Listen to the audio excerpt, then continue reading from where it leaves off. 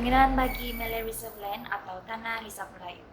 Mengikut Perkara 89 Nomor 6 Perlembagaan Persekutuan, Tanah Reserve Melayu boleh diktiraf sebagai tanah simpanan Melayu.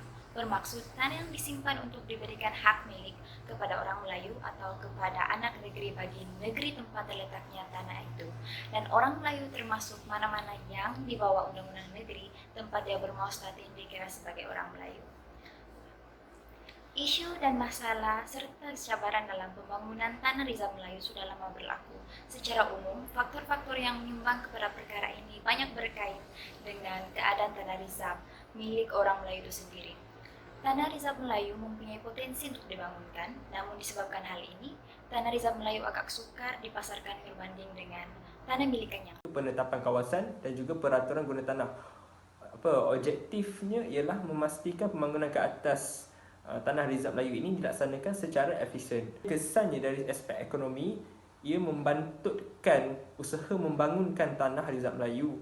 Pemilik mengalami kesukaran dalam menguruskan dan memajukan tanah mereka akibat daripada kerenah birokrasi kerana perlu mengikut prosedur-prosedur yang sangat ketat dan kekangan fizikal dan infrastruktur. Terdapat Tanah Reserve Melayu yang tidak boleh dibangunkan atas faktor industri dan persekitaran.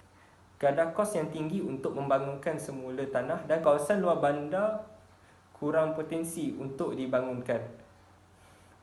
Aspek pemilikan tanah, masalah yang dihadapi ialah tuan tanah ataupun pemilik tanah tidak mahu membangunkan tanah pada waktu semasa kerana mahu fokus kepada pembangunan masa hadapan dan juga pelaburan masa depan. Di samping itu juga pendaftaran pemilikan tanah yang kurang memberangsangkan, yang mana hak pemilikan yang tidak jelas dan terlalu banyak pemilik bersama serta pemilik yang tidak dikenali. Kekangan bekal tanah lain termasuklah sikap pemilik tanah, harga dan pasaran, dan juga laluan untuk mendapatkan bantuan kewangan. Oleh itu, penggubalan undang-undang berkaitan dengan Tanah Reserve Melayu haruslah berfokus atas isu-isu ini. Sikap pemilik tanah menjadi kekangan kerana pembeli dan penjual perseorangan berupaya untuk mempengaruhi pasaran jual beli tanah. Pemilik tanah yang pasif, mereka kurang responsif dan menghalangi pembangunan tanah itu. Bagi pemilik tanah aktif, mereka sentiasa mengambil tindakan proaktif untuk membangunkan tanah mereka atau bekerjasama dengan pembangun yang lain. Seterusnya, kekangan harga pasaran tanah berlaku kerana anggaran harga tanah yang berlainan.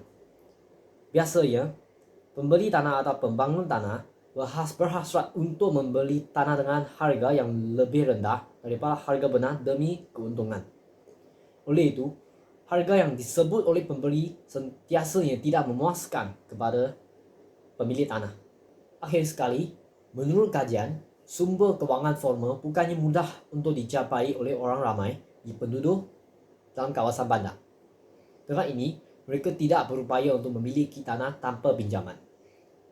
Jika pinjaman diluluskan, ia perlu dipulangkan dengan bayaran bunga yang tinggi.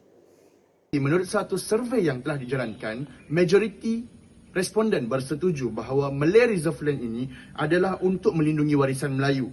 Dan yang lain-lain berkata bahawa ini adalah satu tanah gazet kerajaan. Baiklah, isu MRL yang terbesar ataupun isu yang telah diperoleh daripada responden menunjukkan bahawa MRL mempunyai nilai pasaran yang rendah, iaitu sebanyak 23.68%. Baiklah, apakah caranya untuk menangani LSC ini?